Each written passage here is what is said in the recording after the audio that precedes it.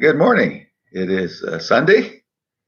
Hopefully, you've been keeping track and you're preparing or continuing to worship God this morning. As I share these each morning and weekends, Saturday and Sunday at 8:15 a.m., weekdays at 7:15 a.m. The purpose really is to spend some time uh, encouraging you, but also spend some time just praying together. And this morning, as I spent time with God and some devotions, and the sun was just coming up so beautifully outside. It was just incredible the brilliance of the sunrise filtered through the trees that surround the house that I live in. A big part of my devotion continues to be from the book The Heart of a Child. And this morning's focus in that is on knowing the goodness of God's gifts. So many times, because we have in our mind what the gift of God ought to look like, we miss the goodness. Jesus talks and told his followers that if we as humans, parents, know how to give good gifts to our children, how much more does God not only know how, but desire to give good gifts to his children? And the devotional I wrote about growing up and eventually realizing the heart behind the gifts that my parents would give. I didn't always receive what I wanted. I didn't always receive what I asked for. In fact, there was so many times growing up that it seemed like everyone else had what I wanted, and we weren't able to afford it. We weren't able to purchase it. It wasn't available to us. And I remember during the times when I would focus on what others had rather than focus on what it was that my parents were giving me, I could get discouraged pretty quickly. But especially looking back, I can see that the things that I was given, even though they weren't always what I wanted, they were always for my good. And they were always given so that I would prosper, that I would improve, that I would grow. And so many times I think we look at God and we look at what others have and we get discouraged, not realizing that they're on a completely different track of life than what we are. That God understands each one of us uniquely as to what we need and what will best help us to grow. And because I had and I have loving parents who, when I was a child, treated me in such a way that I had what was for my best. It has helped me to trust a loving God who doesn't operate on my time schedule, but always operates on what is best. And sometimes I think we need reminded of that, especially in the middle of times like this. Things aren't what most of us want, probably not what any of us want. And there are those who look to God and say, why? How could you do this to us? And it's in those times we need reminded that every good and perfect gift comes from God. The confusion of this world, the diseases of this world, the disasters of this world,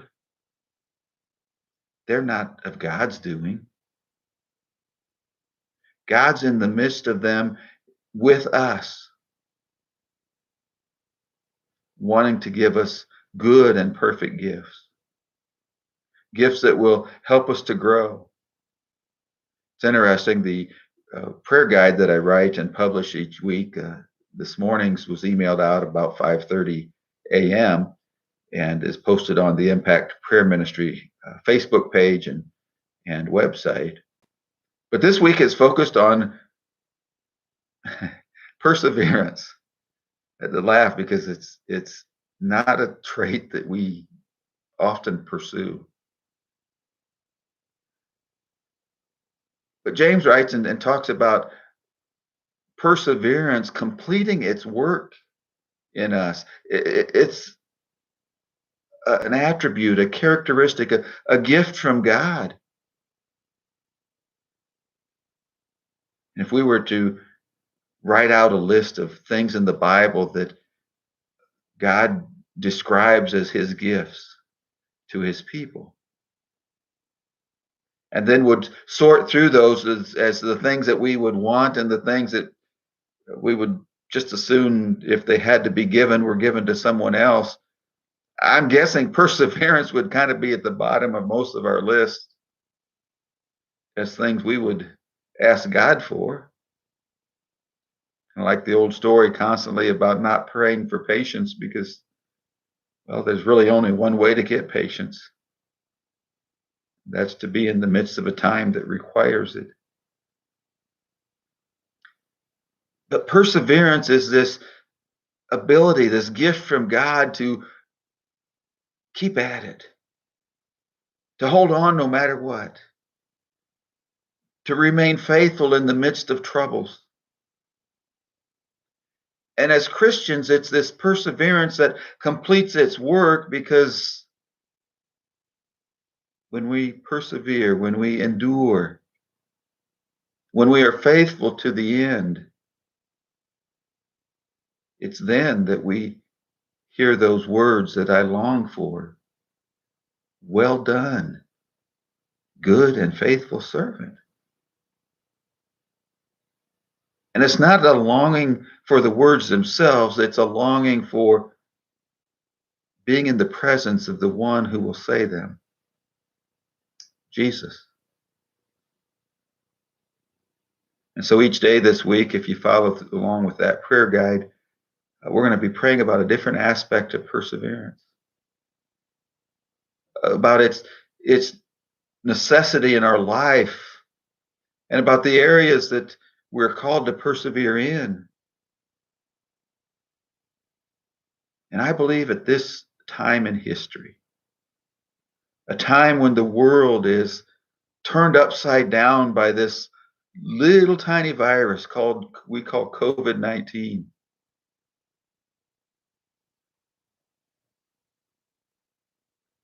That perseverance is indeed one of God's good gifts.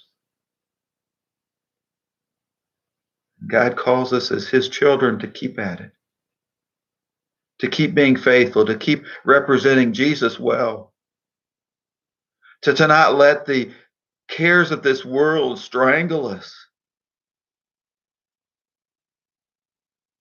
to not get caught up in all of the political garbage that distracts not only the world, but it distracts us from our pursuit of God. You see, perseverance is this trait that allows us to see the goodness of God's gifts, even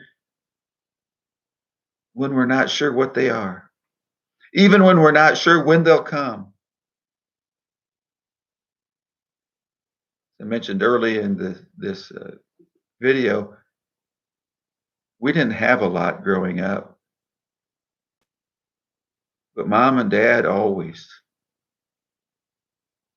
knew what would be good for us and what we wanted for the special occasions of birthdays and Christmas. And I had never doubted that there would be something good, either under the Christmas tree or there for my birthday. And it was always just right because my parents knew me and they loved me. And as we pursue God, as we follow a life that represents Jesus and loves Him, the gifts that we want are not typically going to arrive on our time schedule. But we can be confident they will arrive in a way that is right and good, in a way that benefits others as much as it benefits us. While we don't like so much the gifts of perseverance or patience, how about the gifts that God says are the fruit that comes from His Spirit living within us? The love, joy, peace, patience, kindness, goodness, faithfulness, gentleness, and self-control. You see, we live with those gifts, and then all of a sudden, the way we interact with people ought to change. The way we represent Jesus ought to be filled with more goodness, more understanding, more compassion, more mercy. This morning, in addition to recording this video of encouragement and prayer, I'm recording a couple versions of a children's story for our children at Deer Run, as well as others that would watch it at various times. And I've already recorded what I call the littles, uh, the the youngest version of the story of the lost sheep. And a little later this morning, I'll record that same story from a mid-elementary age children's Bible story book. But it encapsulates this love of God to not only give good gifts, but to be the good gift to those who are lost, to those who have wandered away, to those who have somehow missed being in the fold of the Good Shepherd. And I believe that we have the opportunity today and this coming week to represent that shepherd well, to look for those who have strayed, to look for those who have never entered into the fold, to be able to go to those who are hurting and lonely and afraid and help them find their way home. You see, loving people and knowing the goodness of God's gifts ought to mean that we're more willing to share them than ever. You know, when we feel there's an abundance of something, most of us are more willing to share than if we feel there's a scarcity. I think of uh, what I would call the toilet paper fiasco of recent times. Video on television of people fighting, throwing punches in stores over a package of toilet paper. I think, how ridiculous. But is it really that much more ridiculous than some of the things that I've fought over? Some of the things that you've fought over? You see, there was this perceived shortage of toilet paper. The stores were running out. Everybody needed it. And all of a sudden, few people were willing to share.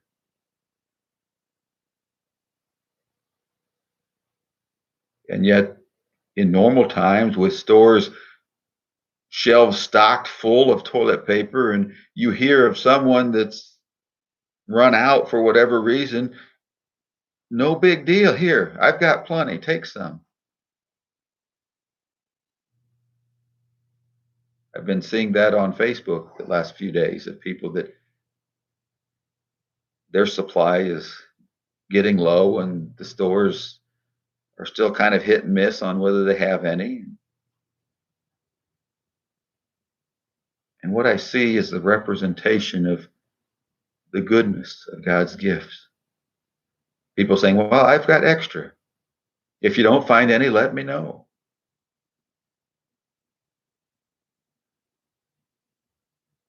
And as I consider that,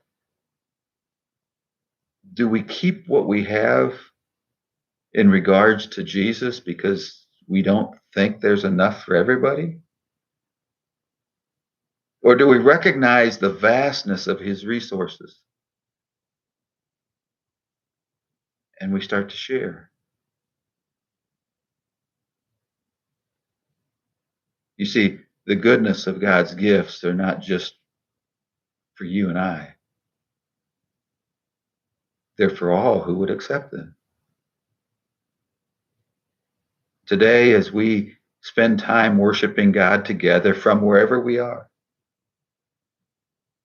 for most of us at least, we're still somewhat confined to homes or at least restricted from group gatherings. And so our worship continues to be from our home with our brothers and sisters via technology. We're still worshiping together, even though we're not gathered together. But as you worship God today, as you spend time, and it's my prayer that these Sunday morning encouragement and prayer videos especially are tools that help prepare you and your family to gather together and to worship God, to remember the death, burial, and resurrection of Jesus, to realize you're not alone in this, that God indeed is with you. And because God indeed is with you and he's with me and he's with countless others who have gathered this morning to worship, we still worship together from wherever we are. Today, I want to spend some time praying. Would encourage you to continually pray in a way that involves not only you going to God with your concerns and the requests and the petitions and all of the things that are heavy on your heart, but going to God with a time of listening, that God would prompt you and encourage you to be an encourager to someone else. That trait of perseverance would keep you going and help you to be a messenger of hope to the discouraged, to those who, well, they're ready to give up. They're tired. You see, it's my prayer that each one of us would represent Jesus well every day that we live. But I also believe that it's in times like these that representation that we make of Jesus can shine even more brightly than we ever imagined. So today, as you worship God, as you go about the things that you can do, be mindful of who God would have you encourage, of who he would want you to make that phone call to send the card, to send the social media message, to just wave and shout hello to your neighbors and wish them well. Whoever it is, I pray that you would not only know the goodness of God's gifts, but that you would actively share the goodness of God's gifts. Would you spend some time praying with me this morning? Father, thank you that you are a God who gives good gifts. Father, sometimes I admit those gifts aren't what I want. I don't understand them all the time, at least not initially.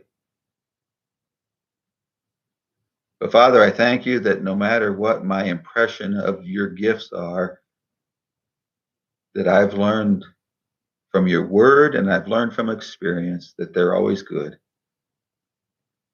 and they're always good for me. And so, Father, as we spend time today listening to you, help us to have a better understanding of how you would want us to use those gifts that you've given.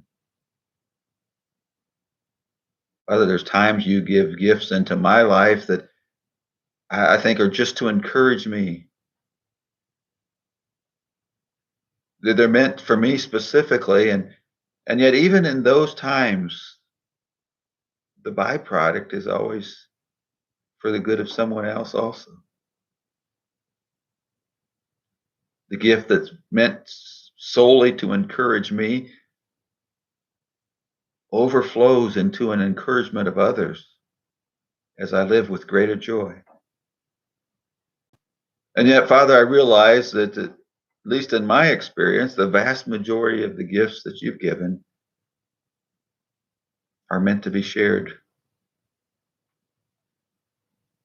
So, God, help us, each one of us, to examine all the goodness of what you've given,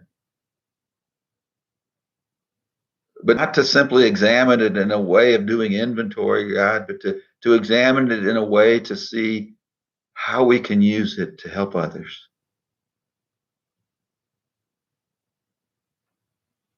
And not just to help them be more comfortable or to help them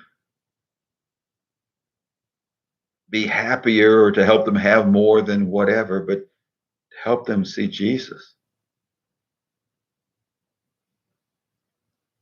Father, many times it's in those acts of making someone more comfortable, making them more joyful, making them more able to do life, that they are able to see Jesus more clearly. But Father, help us to constantly keep in mind that focus, that Jesus is the reason we do what we do. Not to get so caught up in making the world a better place just so the world's better, but to do our acts of kindness, to do our acts of love, to do the things that you've called us to do so that people would have a better representation, a better idea of who Jesus is. Father, help us to not lose sight of the purpose that we have in life, to be the ambassadors of Christ, to be those that represent him to the sheep that are lost, to be those that would go out and care for his sheep.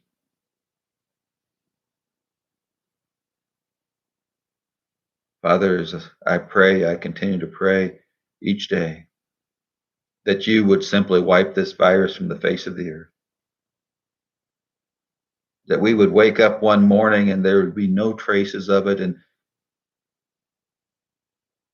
in such a way that it would have to be labeled a miracle.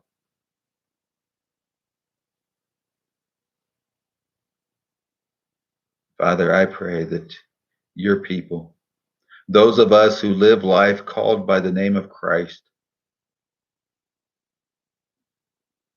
would humble ourselves, would fully examine the way we've lived life,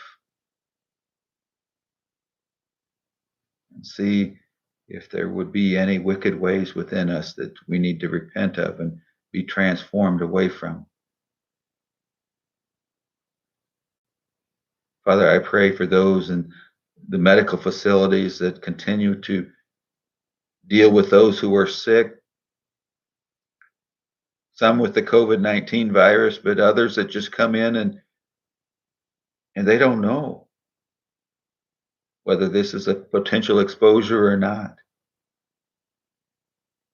For those in our public safety occupations, police and fire, and I think even of the tow truck drivers who get called out to clear up accident scenes. Those working in the stores and all of the delivery services of our mail and our packages and the things that are being shipped to homes to avoid public interaction. So many who continue to persevere. Father, as we pray for those, may we learn a lesson of perseverance from your perspective. That we would continue to be faithful no matter what. That we would realize that even in the midst of difficult and hard times, you are still good. And the gifts that you give are still good gifts that are good for us.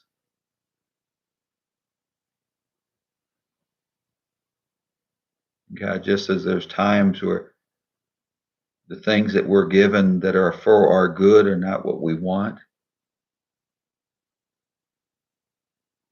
but they actually benefit us. Help us to see that the things that are brought into our life by you, even the things that we resist, if they're coming from you, they're meant for our good. Father, help us to represent Jesus well today. Help us to empty ourselves of the distractions of this past week as we gather together from wherever we are to worship you. Father, I thank you for the tools of technology that allow us to continue to have a sense of community, even as we're restricted to our gatherings. Father, as we worship you, as we lift up the name of Jesus, may we be continually transformed more and more into his likeness so that those around us can see him more clearly. Father, give us the courage, the boldness to know when and how to speak, to share about the hope that lies within us. Father, it's my prayer that as we live life, that this time of social distancing and self-isolation and stay-at-home orders will have changed us in how we see people. Father, that we would come out of this with a greater awareness of the value of one another, the value that you see in every person. Father, as we lift up Jesus, may he draw many to himself through our witness and our testimony. May he be glorified today and every day. It's in his name that I pray. Amen. Thank you for joining me on this Sunday morning video of encouragement and prayer from Impact Prayer Ministry. And I do these live, at least attempt to, as I can get online weekdays at 7:15 a.m. and Saturdays and Sundays at 8:15 a.m. May God richly bless you today as he uses you to be a blessing to others. Have a great day and a great time of worshiping with your church family. If your church is not broadcasting a video or live feed of worship time and message, feel free to join us at the Deer Run Church of Christ. You can find our morning worship time on our website, drcc.net, under the media section. And we'll also have links to that posted by 10:30 a.m. on our Deer Run Church of Christ Facebook page. Thank you, and may God bless you.